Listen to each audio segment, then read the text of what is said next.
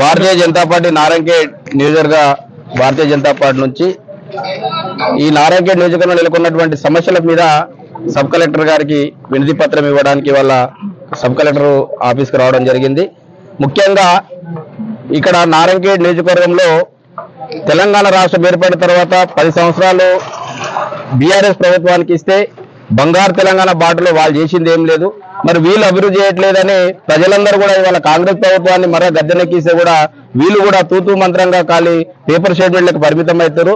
దయచేసి నారాయణఖేడ్ నియోజకవర్గ పరిధిలో ఉన్నటువంటి మొన్నటి వరకు ఉన్నటువంటి మహాత్మా జ్యోతిరావు పూలే హాస్టల్లో జరిగినటువంటి ఇష్యూ కానివ్వండి, అలాగే అకాల వర్షానికి పాడైనటువంటి వంతెనలు రోడ్లను త్వరితగతిన వాటిని మరమ్మతులు చేపట్టాలని, ఎక్కడైతే రైతులకు పంట నష్టం జరిగిందో ఆ పంట నష్టం జరిగిన రైతులను కూడా మీరే మీ ప్రభుత్వ అధికారులే క్షుణ్ణంగా పరిశీలించి రైతులకందరికీ న్యాయం చేయాలని, అలాగే నారాయణఖేడ్ మున్సిపాలిటీ పరిధిలో కూడా ఇప్పటి వరకు మీ మున్సిపల్ కమిషనర్ గారికి కూడా మేము వినతి పత్రం ఇవ్వడం జరిగింది.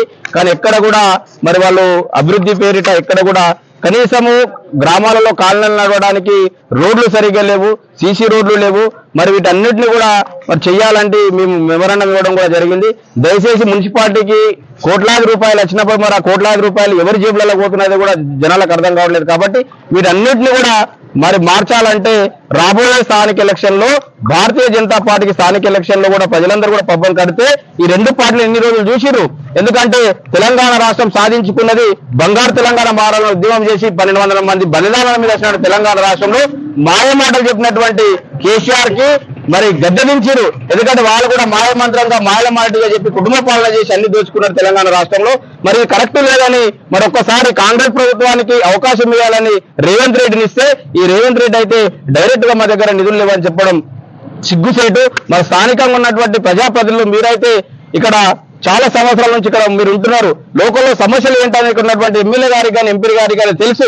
మరి అకాల వర్షంతో మొన్న జరిగినటువంటి రోడ్ల మరమ్మతులను కూడా మీరు ఇద్దరు కూడా స్థానికంగా ఉన్నటువంటి ప్రజాప్రతినిధులు వెంటనే అధికారులకు రిపోర్ట్ చేసి మరి ప్రజలకు న్యాయం చేయాలి.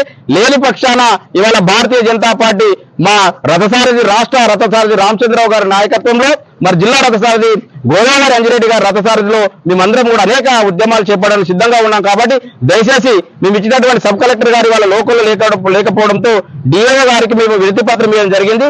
మరి ఎంబడే సబ్ కలెక్టర్ గారి ఆయా శాఖల అధికారులకు మరి నివేదిక పంపించి సరైన న్యాయం చేకూరుస్తారని కూడా మేము భావిస్తున్నాం. భారత్ మాతాకి భారతీయ జనతా పార్టీ, భారతీయ జనతా పార్టీ, నరేంద్ర మోడీ గారి నాయకత్వం, రామచంద్రరావు గారి నాయకత్వం.